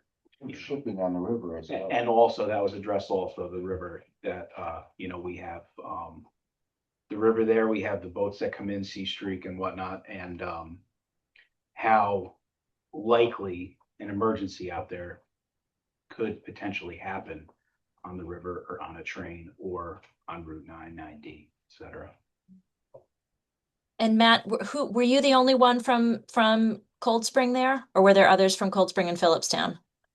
As far as a village representative, Yes, yes, you were it. I was it. Yep. I mean, I have full confidence in your ability to report on our hazards. I'm just curious who was there. And Yeah. so does the draft then, do we get an opportunity as a board to look at the draft? I'm sure you could look at it. I can't see why not. And Once how much does it take into consideration projections? Where we're facing down the barrel of a gun with with fjord trail development and Right. getting those numbers right is important. Yeah, that was addressed, but it's not specific to a municipality, it's countywide as a whole. So if we have an increase in emergencies because of the fjord trail, it would bump that number up for the county, not just Cold Spring. Understood. It was a low risk or a low probability that something would happen because nobody else has a trail like that. Because we do, it would bring it up to a level 3 or a level 4, which is highly likely that something would happen if they did put this fjord trail in place. I think it's really important that we forge a solid relationship with the new commissioner and get him on the ground. Yeah. It's what his name is, but what is his last name again? O begins with an O, I think. Awesome. I have it written down. Yes, he was there. He was there observing. He was there observing. He is new and still getting his feet wet in his position, but very nice gentleman. So I think it would be great to have him come down here, give him a walk through the village, just so he Yeah. can get a better view of what we're facing down here. You know, probably in a weekend in October would be great. Yes. They Okay. But- Any other questions from the board or discussion? need to see what goes on here more than they do. Yes. To get a better idea of what we're dealing with on a regular basis. Any other questions from the board? The BES's Bureau of Emergency Services for the county Or or the county. Thank you. Yep. Okay. And they had law enforcement, fire, BES, EMS, social services, mental health, and the local hospital. We only have one hospital, so they were included in this meeting. Red Cross? Red Cross was there also. Yep. Okay. So everybody outside of the county municipalities were there to just inform them of the services that they offer to add to part of that assessment, things that are available. I very much appreciate you taking part and contributing and helping to bring more eyes to the realities we face on this side of the county. I appreciate it. It was a long day, but they bought us lunch. Well, I hope it was good. Thank you very much, OIC. Really well.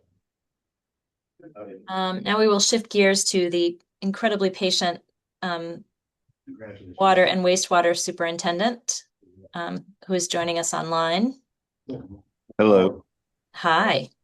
Hi.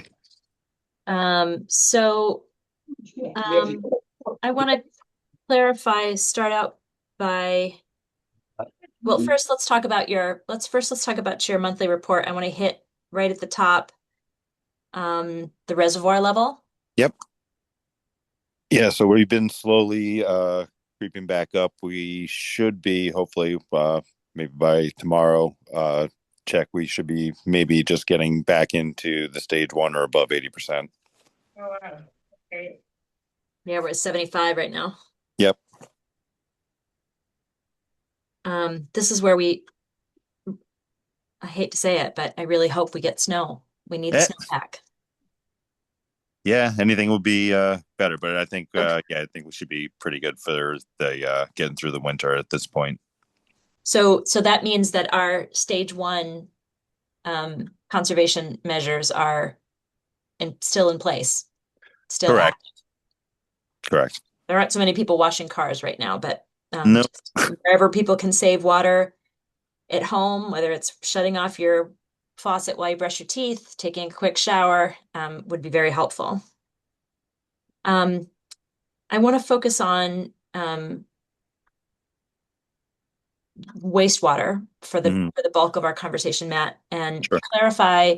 There's a lot of misunderstanding out and about in commentary and various sources about the recent notices of violation that we were issued by the DEC Right. for the wastewater plant.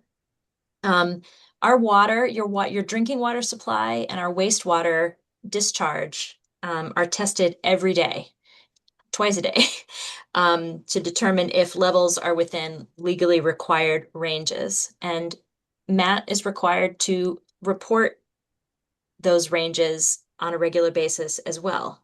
They're submitted to the county health department and to the DEC. So we self-report.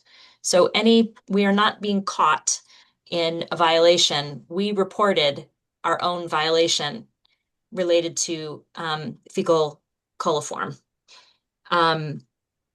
You can a municipality you can you get to four overages for free, basically. And then the DEC comes in to inspect. We had 4 overages in a 12-month period. And so the DEC came to the plant to inspect. And again, we brought them to the plant with our own reporting. Our wastewater plant is a digester. It's lots of microbes and the balance of microbes to keep digesting the waste, to break it down before it is then treated and then discharged into the Hudson. At no point was raw sewage or untreated sewage discharged into the Hudson River. It was always treated. The levels for fecal coliform were high because the bacteria levels in the digesters dropped, and they were immediately addressed and brought back into required ranges. So for that, a letter of violation was issued and the village responded. Matt, do you want to clarify anything before I go into what we were asked to do and how we responded? No, that's pretty good follow-up for everything that happened and how we got to where we are. But yeah, if you want to take it from here, I mean, Okay. So in the violation notice, we were asked to do 4 things basically. Can you remind all of us what SPEEDIES stands for? State Pollutant Elimination Discharge Survey. So that is the permit that allows us to discharge into the river, correct? Yes. Okay. So we have to maintain an updated SPEEDIES permit. There were elements of the SPEEDIES permit that were behind and needed to be addressed, and they have been addressed. And the largest portion of that was the calibration of the meters, the flow meter calibration. That has been done. Last time we were all together, we approved bringing in a sole source company to do that calibration, and it has been completed and reported to the state. They noted that we've had a staff change, and the assistant operator for the plant, we need a licensed assistant operator. For the time being, we are in compliance with New York state law by contracting with a consulting licensed operator who is available to Matt and the other staff and is a backup for Matt. He can come on site as needed, but right now it is required only that he be available for questions. So we are in compliance as a bridge until our second operator is licensed. Marjorie registered the second operator, Landon, registered him for the required coursework this week, right, Marjorie?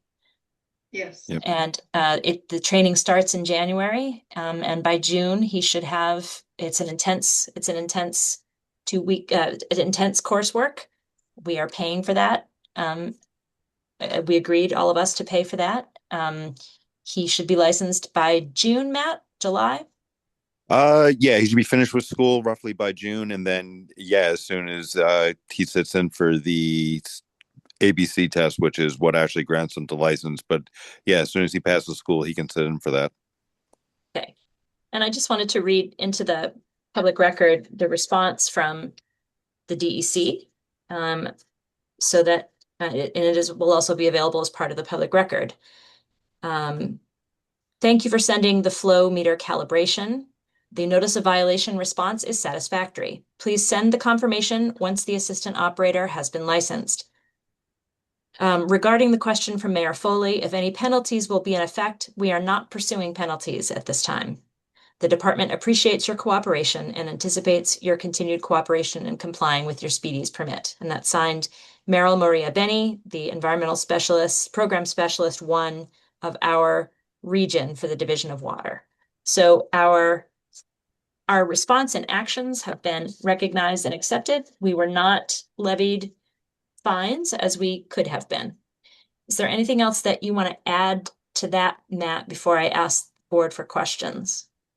No, I think that's a pretty good summary. We also, in the new year, will be working with Han Engineering to set out a repair prioritization plan and a capital plan related to the plant. It's a 50-year-old plant, and it has been broken and repaired many times, and we have to start looking to long-term upgrades there. Any questions from trustees on that issue in particular? I have a question about the licensing. Matt already has his licenses? But Yes. you need two people with licenses? Correct. That's right. And Tony, for a long time, the village didn't have a second person. So we brought on a second person in 2022. That is the person who left us recently. And so now we are training up that replacement and pursuing licensing for the replacement. Thank you. Anything else from trustees? Okay, Matt, talk to us about the auger repair.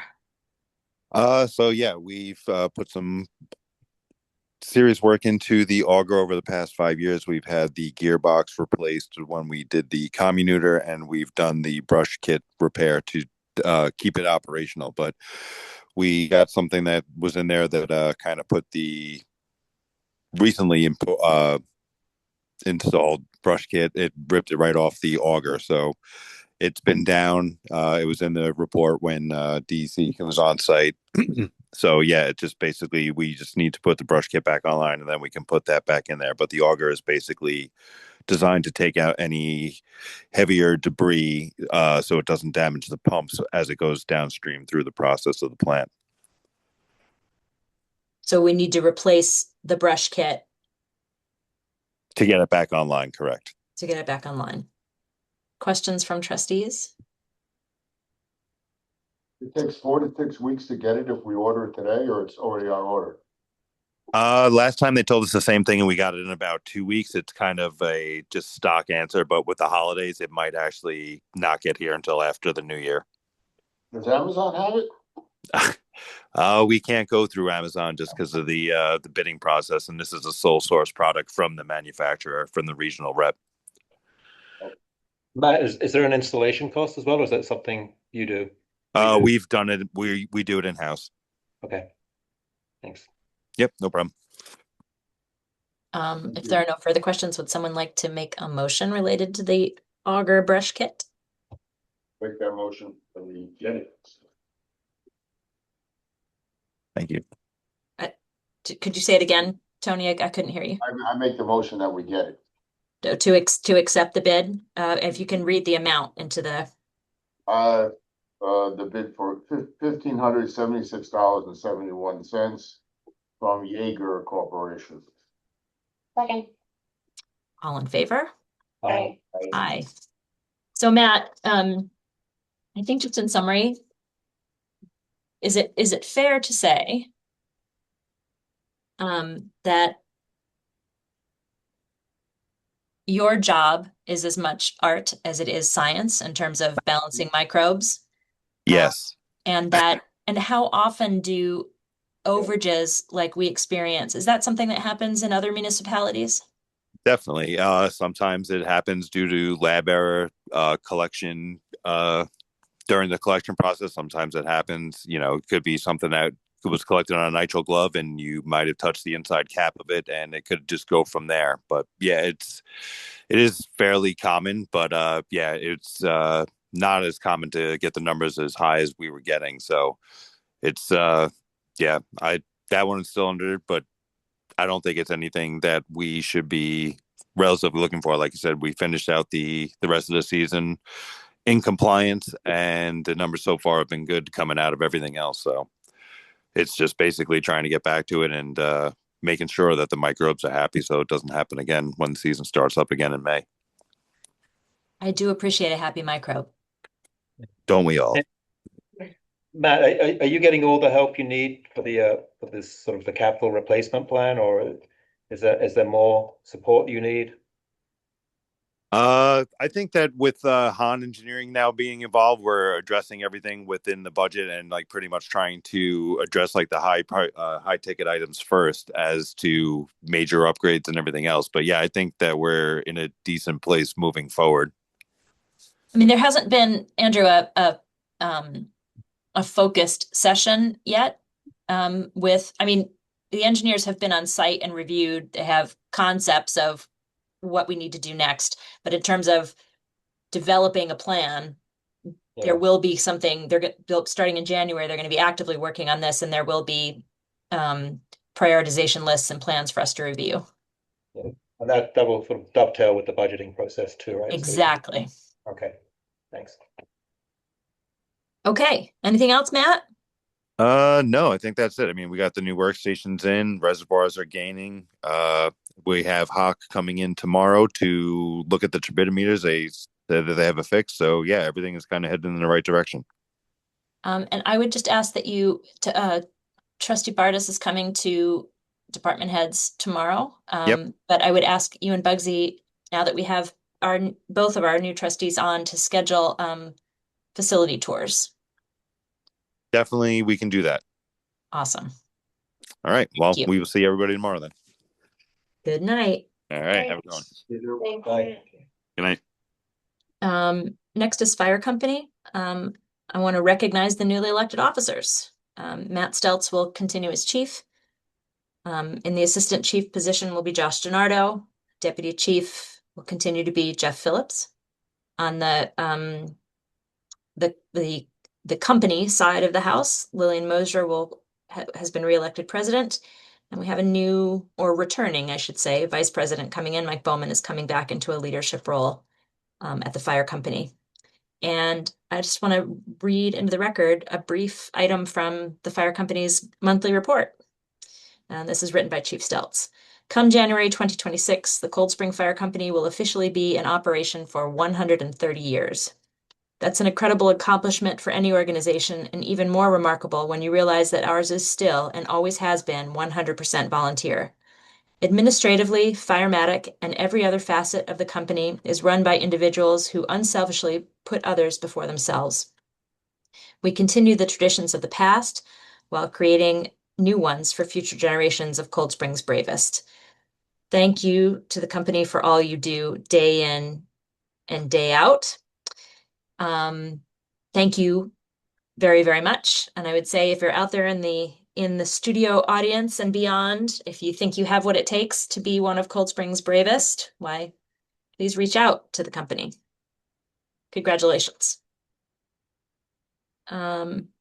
Justice Court, the court calendar has been submitted for 2026 by Justice Hilpert, continuing the schedule that was held by or maintained by Justice Costello. But just a note, court will be adjourned in January while we get the transition through and everyone gets their feet on the ground. That is it for highlights from departments. To standing boards and committees, it's just thank you to the rec for the tree lighting. Well done. And Laura has some climate smart updates to go through with us. Oh, also, sorry, one more thing on rec. They have submitted, and I need to share out a questionnaire. They're wanting to do a new survey of villagers to get a sense of focus and desire in the parks among the public. So they've given it to us as a draft, and we'll get it on our January agenda. And now for climate smart updates. Take it away. Great. We'll have the Climate Smart Task Force as a regular item now, as a standing committee. We have a Cold Spring Climate Smart Task Force, and it's just a good way to make sure that that information is getting reported back to the board. And as a reminder to the public, we have a Cold Spring Climate Smart Task Force that meets with the Phillipstown Task Force. We meet monthly online, and the next meeting is tomorrow night. So if you have any interest in participating, you can reach out to me, or Martha Upton is the town task force coordinator and really leading the work for the town. And then I wanted to kind of dig in on, give you two brief updates. And you'll hear more about these with longer presentations when we have agenda items, hopefully in January. So first, EV chargers have been the subject of a lot of discussion recently. And so I would say the purpose that when the board decided to install EV chargers, the idea was to provide a service for the community and support clean energy transition here in Cold Spring. We've heard a lot of concern from neighbors about the plans for that Tots Park, and so we're kind of looking at it again with the idea of the purpose is to hopefully have this be a positive thing for the community. Because some of the concern is about visual impact, we've been looking at an alternate kind of charging, and there's a different kind of charger that can be on a utility pole. So it's installed about 10 feet up with kind of a small piece of equipment that's up on the charger, and then with an app, then the cord drops down. So it's like quite tucked away otherwise, when it's not in use. And I think it's more common in Europe, and it's just emerging here in the US.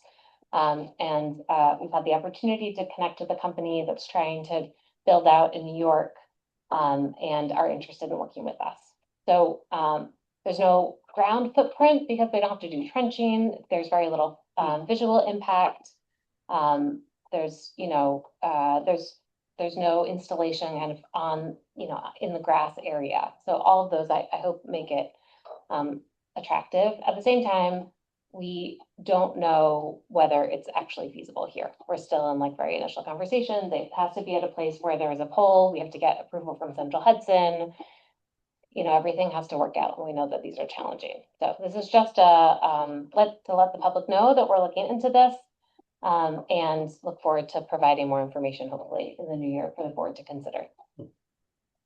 And then second, and again, that's using one of our grants from the NYSERDA Clean Energy Communities grant that we earned by our collective work as a village. Also through that NYSERDA program, the CEC program, we have our last big grant, $175,000. And so I'll also bring kind of a pitch to you all, a proposal of how of some ideas of how to spend it. And I'm thinking, you need something big to use up a big chunk of money. And so, and there are limited numbers you can spend it on. I think solar makes sense on some of our municipal buildings. There is a bit of a time crunch because there's a 30% federal incentive through the Inflation Reduction Act that goes away mid-year. So if we want to do this, we can do it without that incentive, but of course it stretches our dollars farther than the federal funds. So we need to decide what buildings we're interested in, and then issue an RFP quite quickly, and then decide on a company and try see if we could get all of that started by mid-year, which is why I'm eager to share more with you in January. And we have a good model that Phillipstown recently did an RFP for solar on their highway garage, so we can learn from their experience, which is good. So that's a brief update, and you'll hear more in January. Fantastic. Great. Any questions for Laura? The solar panels, that could go, like you just mentioned, the town garage, that could go on any village.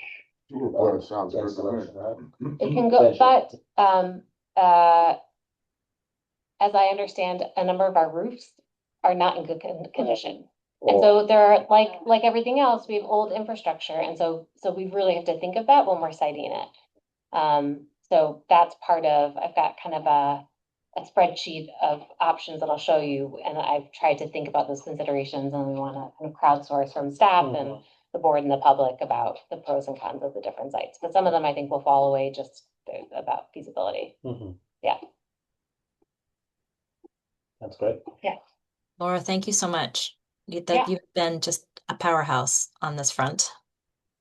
The next agenda item is reports of mayor and trustees. Do any of the trustees have anything they'd like to report out? Okay, I'll give you a few quick updates.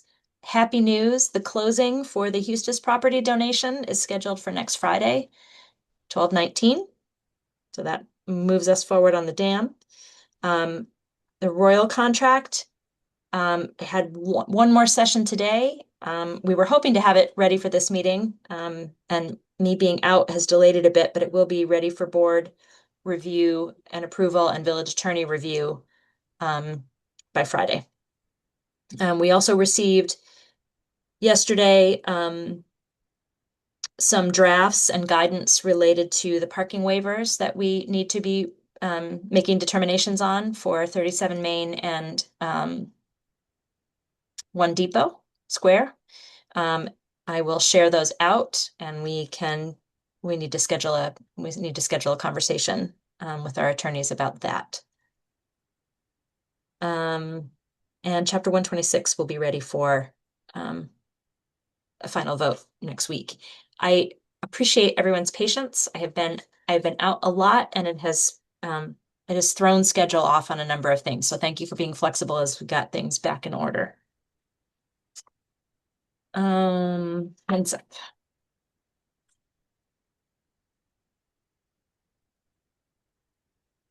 So nothing from anybody else, right? Okay. So moving on to board business. Mark's Landscaping has been contracted the last couple of years to clear at the firehouse to ensure that it's cleared early in storms when it needs to be. They have priced out $127 per visit and then $200 per load. Last year we had quite a lot of snow in a short period, and there ended up being a big pile at the firehouse that blocked parking lots. So we asked him to price snow pile removal as well. So this is before us for approval. Discussion. Yeah, I think his price is very fair on what he gave us for the snow removal. But going forward, is there any way we could use our existing employees to do that? I mean, something we can talk about later. Yes. They have the equipment, they got the loaders, they got a place to dump the snow. Let's go with what we got now, but going forward, maybe there's a way we can incorporate the village employees to do that. The village employees did do the firehouse for many years. My impression from conversations with the fire company is that we were not always able to clear that pad in the timely way. We can talk to Bugsy and to the fire company more about that, but I'm open to that discussion for sure. So would you like to make a recommendation on the proposal from Marks? Yeah, I recommend that we go with him. The pricing seems very fair. And so it's a 1-year contract, so we need to work something out next year, with the village doing it, then we can approach that later, but for now, being winter is upon us. Yep. Let's go with Mark's Landscaping. For the prices he's got in there, I don't have it in front of me here. It's $127 per. Yeah, no, all these prices are very fair for that,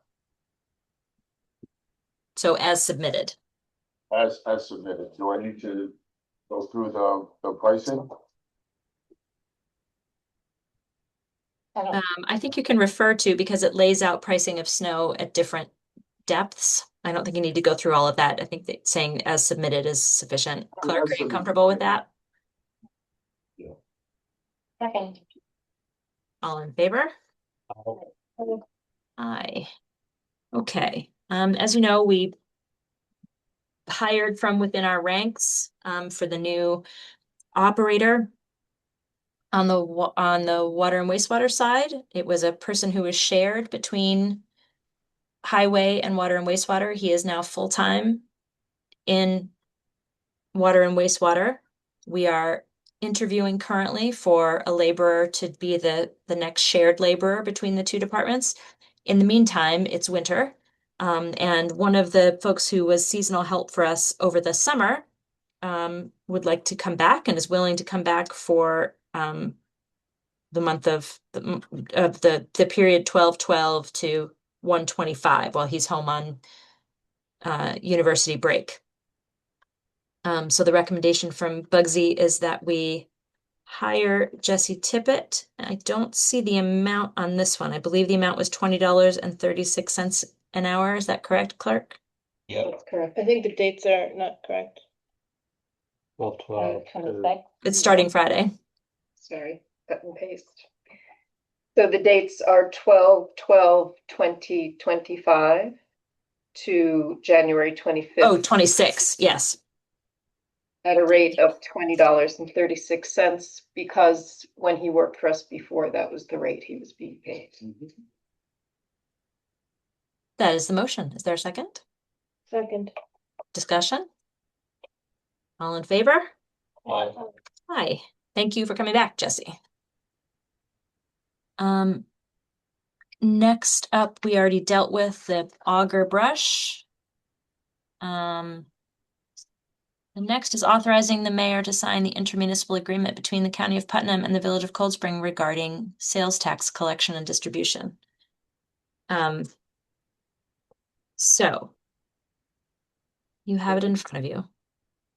Do I think this is the ideal agreement? No. Do I think we're getting our fair share? Absolutely not. But this is what we were able to negotiate in this round and bring on board the county executive and our state delegation to get something into state law that, for all intents and purposes, went above the legislature to force sales tax sharing. It came to that in the end. All 6 towns and the 3 villages came to an agreement and worked with the state delegation. The result is this agreement. It was tied to the extension of an additional % of sales tax. Every 2 years, the county requests to set its sales tax level at 3% and then requests to extend to 4%. This year, the legislature wanted to abandon that 1%. And our counter offer was keep it at 1% and divide that 1% among the municipalities. So it is divided, that 1% of county sales tax is divided by population among the 9 municipalities. In the agreement, you'll see there's a table of a schedule of who gets what is coming to the villages of Nelsonville, Brewster, and Cold Spring because our populations are low, is what we're calling the Nelsonville Compromise, that established a sort of a basement. Every municipality will receive at least $50,000. So we won't ever get less than that. So that is what we will get for the coming calendar year. It will be delivered in quarterly payments of $12,500 each. And that is what I'm asking for your approval to sign tonight. Discussion. Well, we're guaranteed at least $100,000 over the next 2 years, right? Right. And I had a question about it's just a math question really, about the sales tax distribution table, because it has town of Phillipstown on there, right? And the villages of Cold Spring and Nelsonville. So does the town of Phillipstown, does their population percentage exclude or include Nelsonville and Cold Spring? Good question. So the town has 2 budgets, an A budget and a B budget. I don't remember which is which, but one of them is all of Phillipstown outside of the villages. Right. Their intermunicipal agreement requires them to use their share outside of the villages, since the villages are getting their own. So that when the the town board just went through its budget process. They set their numbers based on infusion for their budget outside the villages. Thank you. Mm-hmm. Anything else? It's a small victory, and it's just the beginning. And now we press for more. Would someone like to make a motion? I'll make a motion that we accept it. So what we need is a motion authorizing me to sign. I'll make a motion authorizing Kathleen to sign, The mayor. the mayor to sign. Yeah, the intermunicipal agreement between. The intermunicipal agreement But between this the is county it. of Putnam and the village of Cold Spring regarding sales tax and election distribution. Thank you. Do we have a second? Second. All in favor? Aye. Aye. Tony, I love that you're just jumping in. I love it. I love it. I love it. Thank you. Who was the second? Thank Thank you. Okay, last item, I'm going to need Marjorie to help explain. It's a technology issue related to keeping our phones working. Want to take it from here, Marjorie? I'll take it the best I can, not being a techie, but there is a network switch that we use to operate our telecom system, and it is irreparably broken. The phones wouldn't work without them. So Managed Tech, who is our internet services provider, has loaned us their network switch, and that's why we have service right now.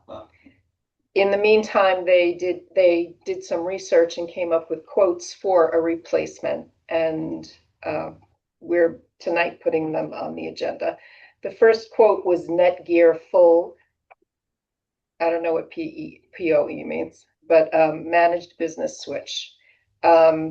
This for $1,237. Our understanding is that this particular switch is not as secure as the other quotes. And so for the municipality, that's something to consider.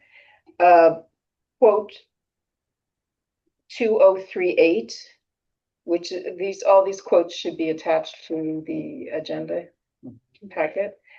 Power over Ethernet. PoE. Thank you. Power over Ethernet is PoE. Thank you Well very done. much. Which is how our phones are serviced, basically. They're not hardwired and they're not, so they do. Thank you very much. So that was 2028, quote 2028, quote 2038 is from another manufacturer, Fortinet, and quote 2056 is the same switch. So they're both the same switch. The only difference between quote 2038 and 2056 is the length of the warranty that comes with the quote. So 2038 is the Fortinet switch with 3-year warranty service contract that provides for advanced placement in the event of failure. And quote 2056 is the same Fortinet switch as 2038, but with a 1-year warranty support rather than a 3-year warranty support. So there was also a note from Managed Tech that said the switch price is the same, but the 3-year option would cost $47.12 less over the 3-year period Right. on the yearly subscription renewals for support and warranty. Meaning if the 1 year ran out and you wanted to re-up, you would pay another $47 and 12 cents. So it's really up to whether you want to sign up for the 3-year warranty now or a 1-year warranty. The And two quotes are the same. just And as this a, switch is compatible with our system and would work. sorry, Marjorie, I can't see you. So when I think you're done and you keep going, I'm sorry I cut you off. That's okay.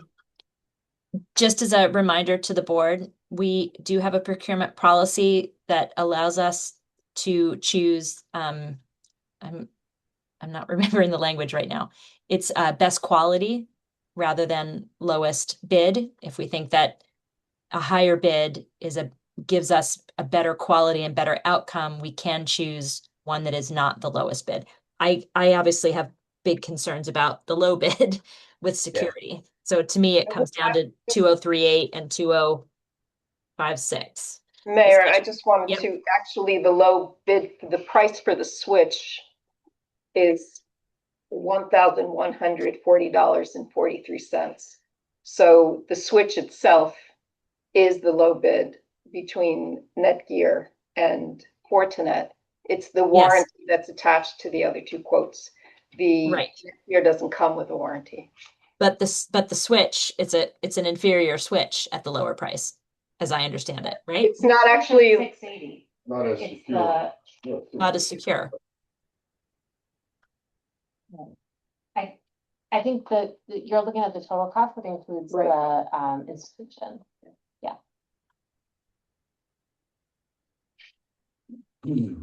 Discussion? I think it has to be one of the two Fortinet switches. I mean, I think we're gonna get, if we do 1 year, we're gonna have to Track it. again, so might as well set in the price now for 3 years, then have to Yeah, I agree, that's a good idea. negotiate again. I Or agree.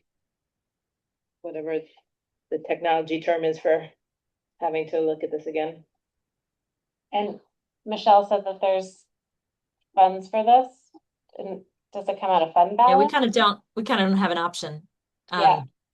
But I guess I'm wondering, maybe it can come out of fund balance because. Oh, of the yes, lack it of could come out of fund balance, Okay, yes. and in that way, it doesn't really matter if we're paying for 3 years in advance. It's not like it's coming out of our annual budget. Okay, then Because it's a one-time purchase, it can be a Yeah, fund. it's a one-time purchase and out of fund balance that's kind of used across years. Yep. Excellent point. Would you like to make a motion? Sure. I make a motion, I'm looking for I make a motion to approve quote 2038, the Fortinet, right? Yeah. The Fortinet switch with a 3-year warranty at a total of $2,096.81. From Manus Technology. Tweeps, there's a second. Any further discussion? All in favor? Aye. Aye. Thank you. Who has the bill batch? It's down here, if anyone. I'm looking for one of our auditing committee, current auditing committee I'll members. make a motion to approve bill batch number 8258 in the amount of $100,689.28. Second. Discussion? All in favor? Aye. Aye. Approval of previous minutes. We are accepting the clerk's minutes for, this is the end of our catch up. We are now caught up with the Wow. exception of a couple of things which we can talk about.